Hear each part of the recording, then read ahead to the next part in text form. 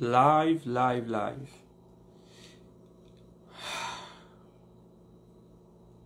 Donc, je suis live, les amis. Je n'avais pas prévu ça.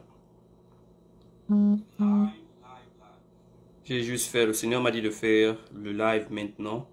Et donc, c'est ce que je fais. Comme je l'ai dit, comme je l'ai annoncé, je vais parler de ce qui m'est arrivé et ce que j'ai appris pendant ce qui m'est arrivé. Donc, c'est de ce que je vais juste un peu parler avec vous, partager avec vous, afin que quelqu'un qui va passer dans cette situation va pouvoir s'en sortir. Shalom, la sœur Laetitia, vous pouvez commencer à partager aussi. Parce que je sais qu'il y a des gens qui vont bénéficier de cette situation. Vous savez, tu peux penser que tu as la foi sur quelque chose jusqu'à ce que tu rencontres cette chose et tu te rends compte que en réalité tu n'avais pas assez de foi au fait.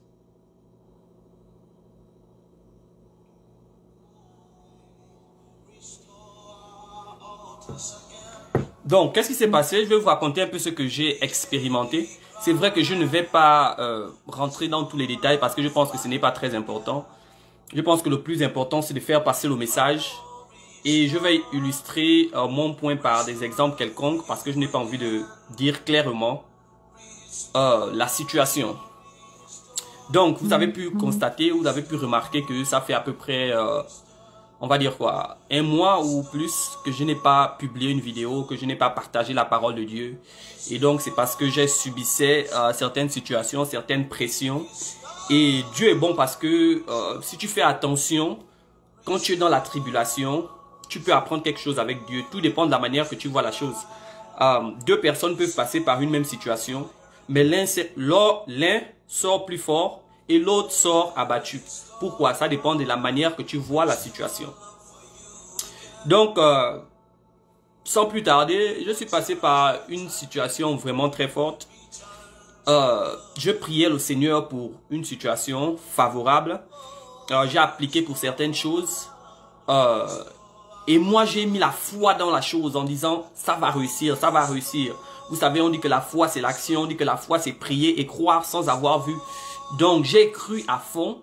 J'ai prié, j'ai jeûné, j'ai passé du temps sur la chose que je m'attendais à ce que ça puisse être bon. Bon, quand je dis bon, c'est selon moi. Je pensais que ça devait être bon selon moi parce que je suis convaincu maintenant que si c'est bon pour Dieu, c'est maintenant bon pour moi. C'est maintenant que je comprends ça. Mais quand je vais énumérer mon propos, vous allez comprendre mieux pourquoi je dis ça. Donc maintenant, quand les résultats viennent, le résultat me surprend. Pourquoi? Parce que ce n'est pas ce que je m'attendais. Je prends un exemple. Tu veux passer le bac. Tu déposes ton dossier. Et tu es sûr que tu vas gagner le bac cette année. Mais malheureusement, tu échoues le bac, mais tu avais tout mis, tu as prié, tu as jeûné, tu as étudié. Tu te disais que c'était cette année. Après, tu rates. Donc, tu es démoralisé. Sans savoir que Dieu lui-même sait pourquoi il ne voulait pas te faire gagner cette année. Ou alors, Dieu lui-même sait, disons, tu voulais gagner le bac d'office avec une grande mention pour aller dans les grandes écoles. Mais il te fait être admissible. Et donc, tu es découragé parce que ce n'est pas ce que tu attendais. Donc, c'est dans cette situation que je me suis trouvé. Je dis, Seigneur, j'étais convaincu que ce que j'ai fait là, ce serait bon. Mais je me retrouve où c'est pas bon. Tu fais comment? Comment agir quand tu n'as plus la foi sur quelque chose, mais tu restes convaincu que Dieu a un plan? Bonsoir Louise, comment tu vas? Donc, c'est ce qui m'est arrivé. En plus de cela, le corona est venu. Mais je vais parler de ça un peu plus devant. Donc, je me retrouve dans une situation où, prenons le cas de l'argent. Je suis dans la tribulation, que je n'ai pas reçu ce que je voulais. En même temps, on m'appelle quelque part pour me dire, bon, je fais des affaires. L'affaire dans tel et tel, ça n'a pas marché. Voici ce qui se passe. J'ai dit, ah Seigneur, déjà que dans cette situation, j'avais la foi, ça n'a pas marché. Voilà encore qu'on m'appelle un problème sur mes affaires. 2 jours plus tard, on m'appelle encore sur une autre affaire. La même chose. Il y a quelque chose qui ne va pas. Voici ce qui s'est passé, voici ce qui s'est passé. je me retrouve dans une situation où je suis à bout de souffle. Non seulement ça n'a pas marché comme je voulais dans ce que j'ai appliqué, mais en plus de cela, mes projets que j'ai mis, c'est en train de tout foirer. Je me retrouve dans une situation comme Job. Job, il reçoit des mauvaises nouvelles qui se suivent successivement. Seigneur, pourquoi ça? Seigneur, pourquoi ça? Shalom, Cornelia, comment tu vas? Maintenant, qu'est-ce que je fais? Je dis, Seigneur, qu'est-ce que je fais maintenant? Mais l'ennemi m'amène une solution dans mon problème, mais une solution qui est contre la volonté de Dieu. Je prends un exemple. J'ai besoin d'argent. Maintenant, quelqu'un vient me voir que tu as besoin d'argent, n'est-ce pas? Je dis oui. Il me dit, j'ai une solution, comment braquer une banque. Ou alors j'ai une solution, comment on peut avoir de l'argent, mais par la fraude. Et donc, je regarde la situation, je dis, ah, j'ai vraiment besoin d'argent. Mais je n'ai pas envie de faire ce qui est mal pour avoir l'argent. Et quand lui vient me proposer ça, ma tête commence à tourner. Je vous assure que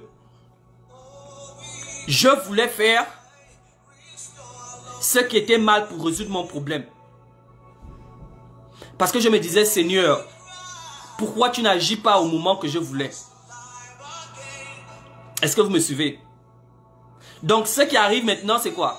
Les solutions de l'ennemi ne faisaient que se multiplier, que voici comment tu peux résoudre ton problème. Je regarde ça comme ça. J'ai commencé à douter que Dieu est capable de me sortir de là. Pourquoi? Parce que je me disais, voici comment ça devait se passer. Et donc, j'ai pris la solution du diable comme plan B. J'ai commencé à avoir un plan B. Pour dire que si Dieu ne fait pas, voici comment je fais. Ça, c'est dans la situation parfois où on se trouve, où on met Dieu la pression. Et on dit à Dieu, si tu ne fais pas, alors je vais faire ceci. Vous savez, hein, tu peux croire que tu as la foi sur quelque chose jusqu'au jour que tu vas te retrouver où soit tu restes en Christ ou ta vie part. C'est là où tu vas savoir si réellement tu avais la foi. Je me suis retrouvé dans une situation où soit je garde mon intégrité en tant que chrétien ou alors je prends le détour pour régler mon problème. Maintenant, qu'est-ce qui se passe? Saint-Esprit est bon. Un jour, pendant que je suis au travail, je fais cette prière. Je dis, Seigneur, dans la situation où je me trouve en ce moment, je sens que je vais prendre le plan B. C'est-à-dire, je ne vois pas que Dieu peut faire. Et pourtant, au fond de moi, je lis la Bible, je connais que Dieu est capable de tout. Mais cette connaissance est devenue théorique à l'instant T. Ça veut dire, c'était seulement au niveau d'ici, mais ce n'était pas dans nos cœurs. Je sais, je lis la Bible tous les jours, j'ai vu les expériences. Moi-même, j'ai expérimenté la main de Dieu. Mais du coup, boum, devant cette situation, je commence à douter que Dieu est capable de faire encore. Et donc, je décide que la mauvaise voie comme plan B. Après un jour, je donne à Dieu du temps. Je dis, Seigneur, j'aimerais avoir tel d'ici 2 jours. Après, je me dis en moi, mais si ça ne marche pas, je vais prendre le plan B de l'ennemi. Il faut me suivre. Après un jour, je fais cette prière. Je dis, Seigneur, je sens que je vais faire le plan B qui est mauvais. Mais Seigneur, s'il te plaît, si je fais ce plan, fais que ça échoue. Je dis à Dieu, je n'ai plus de force. Je sens que je vais faire ce qui est mal pour résoudre mon problème. Mais s'il te plaît, si je manque de force et que je fais le plan B, fais que ça échoue, fais que quand je rentre là-bas, tout rate pour que je revienne. Et c'est là où j'ai appris quelque chose dans la foi. Dans la foi, il y a une partie qu'on appelle la grâce. La foi, c'est croire Dieu à tout temps. Mais à un moment donné, quand tu doutes Dieu, quand tu doutes de Dieu, quand tu doutes de la capacité que Dieu peut, il va utiliser sa grâce pour couvrir ta foi. C'est ainsi que Dieu n'a pas rejeté tous les hommes de Dieu qui ont douté à un moment. La foi est venue les couvrir. Donc la foi est venue couvrir mon manque de croyance en Dieu. La foi est venue couvrir mon manque de croyance en Dieu. Et donc, j'avais ces problèmes. Je me suis dit, maintenant que je suis dans ce genre de problème, j'ai besoin de plus d'argent. Et ici, aux États-Unis, plus tu travailles, plus tu as l'argent. Donc, je me dis que je vais aller au travail demain et demander à mon patron que est-ce que je peux travailler un peu plus d'heures parce que j'ai besoin d'argent pour certaines choses et je me trouve dans une situation un peu délicate en ce moment. 2 jours plus tard, le corona m'attrape. Et quand je prends le corona, on me dit que je dois rester 10 jours à la maison, sachant que j'ai besoin d'argent, sachant que je passe dans une situation très délicate. Je me retrouve face à moi-même, face à ce que je crois, mes croyances. Donc je décide que bon, Seigneur, je m'assois. Comment je fais? Je dois rester en quarantaine à la maison, 10 jours sans sortir. Mais je suis dans ces problèmes-là, dans ces situations. Mais un jour, mon pasteur m'appelle, il me dit, tu es en quarantaine. Au lieu de voir ça comme une misère, au lieu de voir ça comme un massacre, prends cette quarantaine et tourne ça comme une consécration, où tu passes plus de temps avec Dieu, tu poses des questions à Dieu, tu pries et tu vas voir ses résultats. Mais c'était difficile, pourquoi? Parce que j'étais dans la désolation totale. Après, j'ai décidé d'écouter mon pasteur et de rentrer dans la prière, la consécration. Tenez-vous prêt que dans cette consécration, j'ai passé un bon temps avec le Seigneur. Mais il m'a donné encore plus de révélations. Et il a commencé à résoudre mes problèmes sans que j'aille au travail. Le travail m'a payé. L'assurance que je ne savais même pas que j'avais appliquée pour il y a de cela 5 mois, ils m'ont envoyé un chèque. Et donc, l'argent que j'avais besoin est venu pendant que j'étais dans la prière. Pas pendant que j'étais en train de douter. Pas pendant que j'étais en train de penser que comment je vais faire. C'est venu quand j'étais en train de prier. Je ne savais pas d'où ça devait venir. C'est pour dire quoi? Quand tu es à bout de force, quand tu sens que tu ne peux plus, demande à Dieu de secourir ta force et de faire en sorte que si la force te manque, il fait échouer ton plan qui est mauvais. Est-ce que vous me suivez? Tu dis à Dieu, j'ai besoin de 50 millions. Mais, tu ne sais pas d'où les 50 millions là vont venir. Et un malfaiteur vient te proposer 50 millions. Et tu sens que tu es à bout de souffle parce que tu as vraiment besoin de 50 millions là. Tu restes encore 3 jours dans la prière pour dire, Seigneur, je veux vraiment voir les 50 millions là, mais rien. Après, toi-même, tu sens que tu n'as plus de force et que tu vas faire ce que le malfaiteur t'a proposé. Fais cette prière. Dis, Seigneur, fais en sorte que si je me projette dans cette mauvaise intention, dans cette mauvaise idée, ça échoue. Car je n'ai plus de force, mais je sais que tu es capable. Mais je le sais ici. Alléluia. C'est pourquoi je dis souvent aux gens, la foi est comme l'amour. La foi, elle est pratique. L'amour est pratique. Dire à quelqu'un, je t'aime, c'est bien. Mais il faut montrer par des actes que tu aimes la personne. Shalom, Audrey Chanel. Il faut montrer à la personne que tu aimes par les œuvres. Certaines personnes diront, bonsoir Warren Massé. Certaines personnes diront, je n'ai pas besoin de faire ça, la personne même. Non, non, non. Fais-le. Offre la personne des cadeaux. Passe du temps avec la personne. Montre l'amour par les œuvres. La parole de Dieu dit, la foi sans les œuvres est morte. L'amour sans les œuvres est morte. Alléluia. Donc, dans la foi, il y a une partie de grâce. Pour que le jour où tu vas douter Dieu, la grâce vient te secourir et te couvrir. J'étais dans une situation où j'ai douté Dieu. J'ai douté de Dieu. Donc, je voulais prendre la deuxième hypothèse qui est mauvaise. Mais un jour, je fais cette prière. Je dis, Dieu, je n'ai plus la force de rester dans la justice. Je n'ai plus la force de demeurer dans ce qui est bien. Je sens que je vais prendre le plan B qu'on est venu me proposer, qui est mal, mais qui peut sauver, qui peut m'aider à l'instant T. Après, je dis à Dieu, s'il te plaît, je sens que je veux le faire, mais si je le fais, fais en sorte que ça échoue. Moi-même, je ne savais pas, je ne sais pas si c'est le Saint-Esprit qui m'a appris, mais j'ai dit à Dieu, je vais faire le plan B qui est mauvais, mais s'il te plaît, Seigneur, fais que ça échoue, fais que je me retrouve dans une situation où je serai obligé de ne plus le faire. C'est pour dire quoi? Quand tu es à bout de souffle, quand tu es Tu sens que là, tu ne crois plus. Tu sens que tu ne peux plus et que la seule solution qui semble être la bonne, c'est la mauvaise voie. Utilise la grâce dans la foi. Utilise la grâce dans la foi. La grâce, c'est quoi? Dieu, je ne peux pas. La plupart des temps, c'est parce qu'on veut se mentir. Tu veux faire, tu sais très bien que tu ne peux pas, mais tu veux essayer. Frère, sœur, je me suis retrouvé dans une situation où je connais ce qui est bien ici, mais je ne connais plus ça ici. Je sais que mentir, c'est pas bien ici, mais ce n'est plus dans mon cœur. Du coup, je commence à mentir. Alléluia. La foi, c'est la pratique.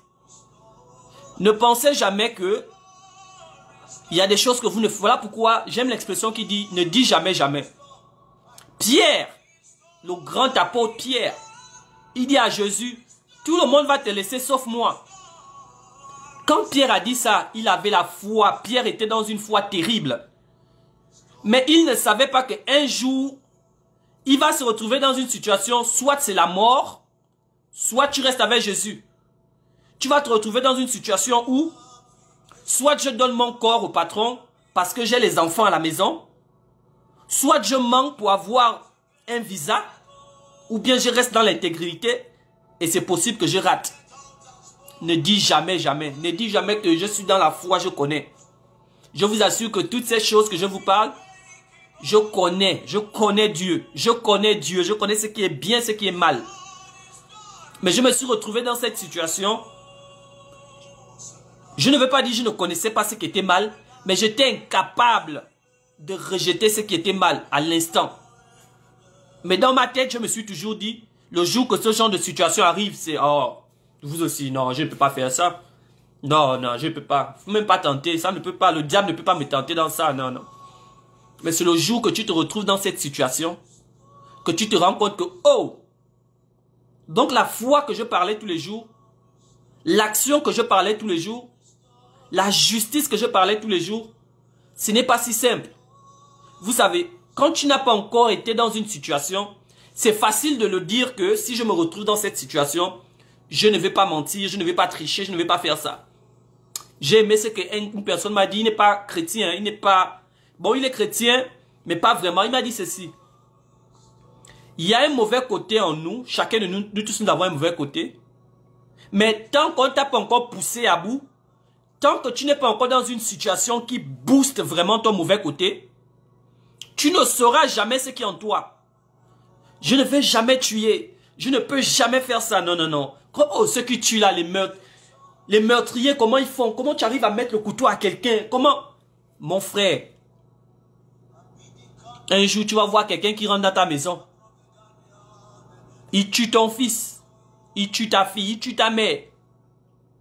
Il y a un fusil à côté de toi. Tu fais comment? C'est là où tu vas te rendre compte que tu dois dépendre de Dieu toute ta vie. Tu ne peux jamais dire je ne vais jamais faire ça de mes propres forces. Là, si tu n'as pas Dieu, tu vas prendre le fusil et abattre le gars. Ce n'est que la main de Dieu qui peut t'aider dans cette situation. C'est pour dire quoi? Quand vous êtes à bout de souffle, quand tu sens que tu es prêt à faire ce qui est mal, dis à Dieu, fais échouer mes plans qui sont mauvais. Tu as un fusil, quelqu'un t'a seulement insulté. On prend un exemple un peu plus simple. Il n'a pas tué ta famille, mais il t'a vraiment énervé. Et tu vois une bouteille ou bien un couteau. Mais tu sens que c'est ça que tu vas forcément faire parce que tu es à bout. Dis à Dieu, si je prends le fusil là, fais en sorte que la balle ne sorte pas. Seigneur, s'il te plaît, parce que là, je ne peux plus. Tu prends, tu tires. C'était un fusil déchargé. Alléluia. Donc, c'est dans cette situation que je me suis trouvé. J'ai dit à Dieu, je ne peux plus. Je ne peux plus. Avec le corona encore venu, le corona m'a assombri directement.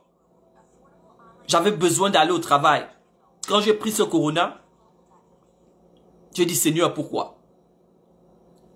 Dieu merci que celui qui est en nous est plus fort que celui qui est dans le monde. Ce corona, je n'ai pas pris des médicaments, à part le premier jour. Quand je suis allé là-bas, on m'a donné des médicaments et tout. Ça là, il faut suivre, il faut suivre. J'ai pris ça 2 jours. Le reste des jours, j'ai dit, je ne prends pas ça. Le Seigneur va me guérir. Je n'ai pas suivi un traitement. Après mes parents, ma grande sœur au pays m'a dit, il ne faut plus boire les choses qui sont glacées. J'ai dit, je vais boire tout ce qui est glacé. Alléluia. J'ai bu, c'est pour dire quoi? Ce n'est pas pour me vanter, c'est pour dire que j'avais confiance en Dieu à cause du temps que j'ai passé dans sa présence. Alléluia. J'avais confiance que Dieu devait me guérir parce que moi-même j'avais déjà fait cette publication que Jésus-Christ est plus fort que le coronavirus. C'est ce que tu crois qui arrive. Donc ça ne m'a même pas un peu dérangé. Après j'ai contaminé ma grande sœur et ma nièce. Et ma nièce m'a répondu en me cassant mon ordinateur. Donc là ils sont en train de faire le live là sur mon téléphone. Elle m'a cassé mon ordinateur. Ça m'a fait mal. Je suis allé pour arranger. On me parle d'une affaire de $500 pour arranger. Je mets les mains à la tête, je dis merde. Je vais faire comment? Alléluia. Donc c'était ce que je voulais juste partager avec vous. Je suis de retour. J'ai beaucoup appris dans cette situation. Sachez une chose, dans la foi, il y a la grâce. Dans la foi, il y a le courage, parce que c'est le courage qui nous amène à aller faire des choses impossibles. Mais il y a aussi la grâce. La grâce là, c'est pourquoi? C'est pour que tous les jours où tu vas douter de Dieu, parce que il n'y a aucun homme de Dieu, il n'y a aucun homme sur cette terre qui va dire qu'il a cru à Dieu, en Dieu, 100% tous les jours de sa vie. C'est impossible. Il y a les jours où tu vas douter. Et on voit ça même dans la parole, on voit les Moïse, on voit même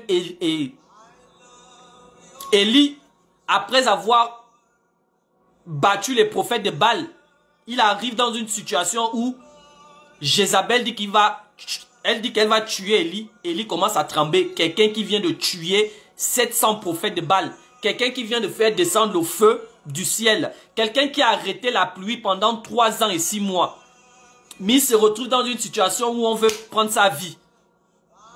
Et pourtant, il connaît que Dieu est capable de le protéger dans toute situation. Mais à l'instant T, la chair prend le dessus. Il a douté, il dit, Dieu, tue-moi. Comment ça peut se faire? C'est pour dire quoi? Quand nous doutons, il y a la grâce de Dieu qui nous protège. Quand tu doutes, ne sois jamais affaibli parce que, oh, comment j'ai encore pu douter, comment j'ai encore pu faire ça? Il y a la grâce qui est là. Le jour que tu fais quelque chose de mal, il y a la grâce qui est là pour te secourir. Je ne t'encourage pas à faire quelque chose de mal. Je t'encourage à rester dans la grâce aussi. Et surtout en Afrique, c'est vrai qu'on aime rester dans je peux, je fais. Le jour qu'on tombe, la majorité des personnes, ils abandonnent directement. Pourquoi? Parce qu'ils ne croient pas à la grâce. Le jour que tu tombes, crois en la grâce. La grâce va te secourir. Donc, au lieu de prendre cette quarantaine comme la fin du monde, mes problèmes, j'ai pris cette quarantaine comme une consécration et le Seigneur m'a répondu favorablement. C'est vrai que la situation n'est pas encore totalement terminée, mais je reste convaincu qu'il va faire quelque chose de grand. Je reste convaincu que cette situation, Dieu aura le dernier mot. Dieu aura le dernier mot. Et à partir de la semaine prochaine, ou à partir de ce dimanche, je suis de retour à faire les prédications chaque dimanche. Mais il m'a aussi dit de me consacrer aussi sur mes interlocuteurs anglophones. Donc j'ai décidé, avec l'aide de Dieu, je vais commencer à recevoir les gens ici dans ma maison. Ceux qui parlent anglais bien sûr, les Américains. Et faire une sorte d'étude biblique à la maison. J'ai déjà des personnes, je les en parlé. Ils ont dit qu'ils seront là. Et donc c'est dans cette consécration que j'ai eu le courage de faire ça. C'est dans cette consécration que j'ai eu la révélation. Mais si j'étais dans cette quarantaine en me lamentant, en me disant « Eh mon Dieu, pourquoi moi? Eh mon Dieu, pourquoi ça arrive à ce moment? Pourquoi je ne devais jamais avoir les révélations que j'ai eues ?» Donc tout dépend de la manière que tu regardes une situation. Deux personnes peuvent avoir la même situation, mais un sort fort et l'autre sort abattu. Tout dépend de ce que tu crois. Donc on va peut-être se retrouver ce dimanche à partir de 19 h, heure gabonaise, pour partager encore le message. Je suis de retour grâce à Dieu. Je suis passé par une situation très très difficile. J'ai failli abandonner la foi. J'ai failli faire des choses très très pas bien qui devaient vraiment déstabiliser beaucoup de gens. Mais Dieu merci, je me suis appuyé sur la grâce de Dieu et il m'a secouru. Aujourd'hui je suis plus fort. Aujourd'hui je suis plus grand. Et je continue avec lui. Et même dans cette consécration, j'ai pu avoir quelque chose de très bien, mais je garde ça pour le moment. Si la personne suit, la personne va savoir de quoi je parle. Donc c'est ça. J'ai passé du bon temps dans cette quarantaine et j'espère que le Seigneur va encore faire des grandes choses. Donc vous allez remarquer que parfois je vais faire des prédications en anglais, parfois je vais faire ça en français. Le jour que je fais en anglais, c'est pour mes interlocuteurs d'ici, et le jour que je fais en français, c'est pour vous. Parce que à un moment, j'étais trop sur le français seulement. Le Seigneur m'a dit, c'est vrai que ton ministère au Gabon, mais ça commence ici. Donc je veux faire les deux parfois.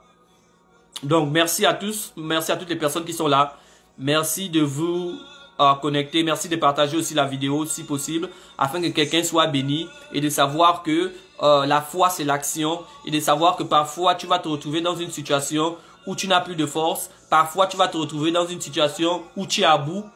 Si tu sens que tu veux faire le mal, dis à Dieu de faire échouer ton mal. Mais maintenant, si tu fais le mal, demande à Dieu pardon et reconnais que tu n'es fait que de chair. Nous sommes tous faits de chair et donc c'est possible qu'on mente, c'est possible qu'on triche pour avoir quelque chose de bien, c'est possible qu'on vole parce qu'on veut faire quelque chose, c'est possible qu'on mente pour avoir une position. Alléluia. C'est possible de le faire. Je vous le dis, je suis homme de Dieu, je crois en Jésus-Christ, j'ai le Saint-Esprit, mais c'est possible quand tu es dans une situation. Alléluia. Il faut le savoir. Il faut le savoir. Maintenant, les personnes qui disent que oh c'est pas vrai, il faut être rempli de la présence de Dieu, un jour vous allez vous retrouver dans une situation dos au mur, alléluia, et vous allez comprendre de ce que je parle. Parce que la situation dans laquelle je me suis trouvé, j'ai toujours tourné ça dans ma tête en disant non, moi je ne peux jamais faire ça. Je ne pensais même pas à faire cette chose.